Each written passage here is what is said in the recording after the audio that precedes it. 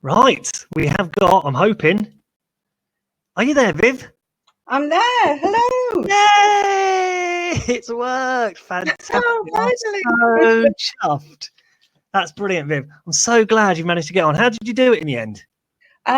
We found some little box that let us change the default browser in the end. Well, you were very flexible in managing to find a way around it, and you're going to talk about flexibility. Is that right? Yes. Oh, I'm just going to share my screen then, shall I? Seen this, just please. Yeah. Hello, everybody. I'm Vivienne Porritt, and I'm wanting to ask us how flexible we can be as a result of our learning through this most strange experience people are engaged in. I'm highlighting BrewEd, and we connect existing and aspiring women leaders in global education. I'm hoping there isn't anybody on Twitter who doesn't know that's what we do. That's our mission in BrewEd, and we want to ensure that women who want to choose to be leaders don't fall by the wayside because of the barriers that they do face, and they do face more barriers than men. But one of our campaigns is flexible working practices. And so how flexible can we be? Think about how flexible you've all been over the last few weeks. So my question is, which of the flexible ways you've been working would we want to retain when we all go back to the usual situation? We did a slow chat quite recently in BrewEd where we asked people these questions, and a key message that came out is that meetings could change drastically. Are face-to-face large-scale meetings needed anymore? Are small departmental or year group meetings needed on a face-to-face basis? And isn't it time to rethink after-school meetings so that more of our colleagues could be accessing a meeting from home? We found flexible ways. So can we use tech for a whole host of communications in future? And some of the examples I've given there would mean that if we could do that and keep people in touch more who are working from home or working different hours, that would alleviate some of the reasons why flexible working requests are denied, or we say that in schools that they're not possible to happen. Recognising everyone's schedules are different seems to have been a key piece of learning as well from just the last few weeks. And that's only just from 2 weeks, isn't it, of remote learning and remote working. I wonder if you've had a greater respect for different working patterns, everybody, from what you've been experiencing. Many of you, the majority of you, will have been trying to teach or trying to lead in a school. And if you're working from home, you've got children who you're also trying to educate. There has to be different working patterns when the needs of the teachers and the leaders change. We really don't want people to have to choose between family life and a career, do we? Do you? How many of you choose that, want to be able to choose to have a better balance? And teaching and leading in the school could be more attractive, more appealing. And don't we need that in the recruitment crisis we're in? We would retain more people, and particularly we'd retain more women if some of the flexible working practices we've been experimenting with and learning could be applied when we move forward out of this situation.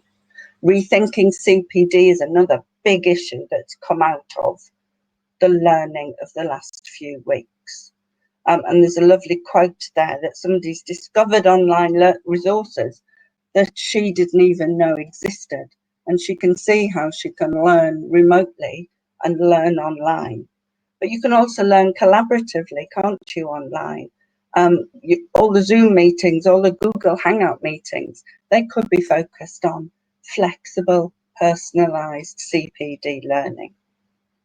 The 3 hashtags there were the hashtags we used in our slow chat of a fortnight ago to ensure we got as many people as possible letting us know what they were learning about flexible ways of thinking, leading, teaching, and how to apply those to when we move forward. We asked people what their one word was about flexible practices. And remember that flexible practices cover a whole host of things, not just part-time working. And those were the words that they said they wanted a culture in school to be like. And I love the two quotes there. We've shown in the last few weeks that the seemingly impossible is possible. Teachers and leaders have done phenomenal things. Can we actually take that flexibility into moving forward? Can school leaders be as flexible as the person who is working flexibly? And in the rush to return to normal, can we think about what's worth rushing back to and what we can take this extraordinary period of learning? What can we take back into our new practice?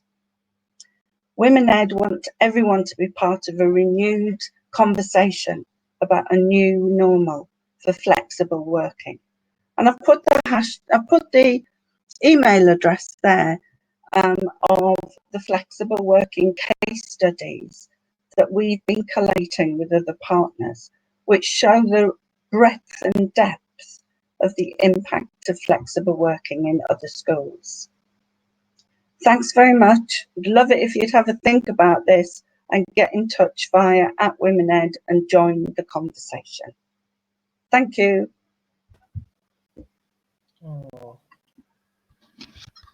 Thanks again, Vivienne, so much for that. It really is important that we do think about it. And actually, what you're saying there about meetings and things like that, do you know, I think about some of the staff meetings we had in the past, and the actual content of them was just so awful.